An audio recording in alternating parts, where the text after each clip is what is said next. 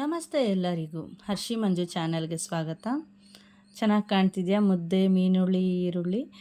ಬನ್ನಿ ನಾನು ನಿಮ್ಮ ಜೊತೆ ಹೇಗೆ ಮಾಡಿದೆ ಅಂತ ತೋರಿಸ್ಕೊಡ್ತೀನಿ. ಇಲ್ಲಿ ನಾನು 5 kg ಕಾಟ್ಲಾ ಮೀನು ತೊಗೊಂಡಿದ್ದೀನಿ.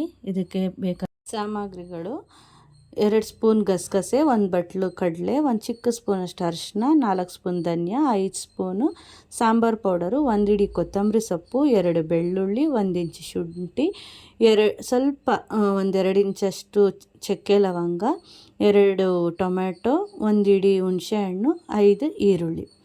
ಇಷ್ಟೆಲ್ಲ ತಗೊಂಡು ನೆಕ್ಸ್ಟ್ ಸ್ಟವ್ ಆನ್ ಮಾಡಿಕೊಂಡು ಒಂದು ಗ್ರಿಲ್ ಇಟ್ಕೊಳ್ತಾ ಇದ್ದೀನಿ. ಗ್ರಿಲ್ ಮೇಲೆ 3 ಈರುಳ್ಳಿನ ಚೆನ್ನಾಗಿ ಡೀಪಾಗಿ ಸುಟ್ಕೊಳ್ಬೇಕು.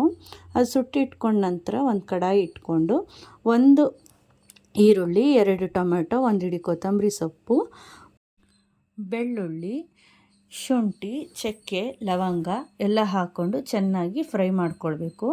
ಇದು ಹಸಿ ವಾಸನೆ ಎಲ್ಲ ಹೋಗಿ ನೀಟಾಗಿ ಫ್ರೈ ಆಗಿ ಒಂದೊಳ್ಳೆ ಸ್ಮೆಲ್ ಬರುತ್ತೆ, ತುಂಬ ಚೆನ್ನಾಗಿ ಇರುತ್ತೆ.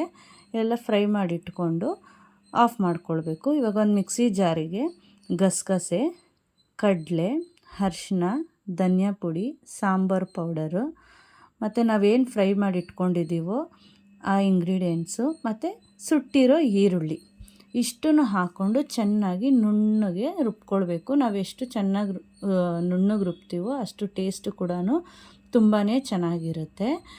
ಇವಾಗ ಎಲ್ಲ ಸಾಮಗ್ರಿಗಳು ಹಾಕ್ಕೊಂಡು ರುಬ್ಕೊಳ್ತಾ ಇದ್ದೀವಿ. ಇದು ಮೀನುಳಿ ಅಂತೂ ಅದು ಈ ಚಳಿಗಾಲದಲ್ಲಿ ತುಂಬಾ ಚೆನ್ನಾಗಿರುತ್ತೆ ಫ್ರೆಂಡ್ಸ್. ನೀವು ಮಾಡ್ಕೊಳ್ಳಿ, ತುಂಬಾ ಚೆನ್ನಾಗಿ ಬರುತ್ತೆ.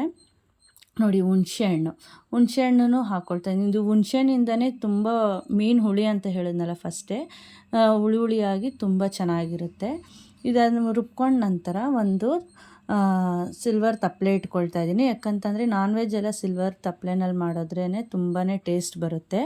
ಇವಾಗ ಇದಕ್ಕೆ ಮಾಮೂಲಿ 1-2 ಸ್ಪೂನ್ ಎಣ್ಣೆ ಮತ್ತು ಸಾಸಿವೆ, ಕರಿಬೇವು ಹಾಕ್ಕೊಂಡು ನಾವೇನು ರುಬ್ಬಿಟ್ಕೊಂಡಿರ್ತೀವೋ ಅದನ್ನು ಮಸಾಲೆ ಹಾಕ್ಕೊಂಡು ತೆಳ್ಳಗೆ ಮಾಡ್ಕೊಳ್ಬೇಕು. ಮೀನುಳಿ 2 ಚೊಂಬು ನೀರು ಹಾಕ್ಕೊಂಡು ಚೆನ್ನಾಗಿ ಕುದಿಸ್ಕೊಬೇಕು. ರುಚಿಗೆ ತಕ್ಕಷ್ಟು ಉಪ್ಪು ಹಾಕ್ಕೊಳ್ಬೇಕು.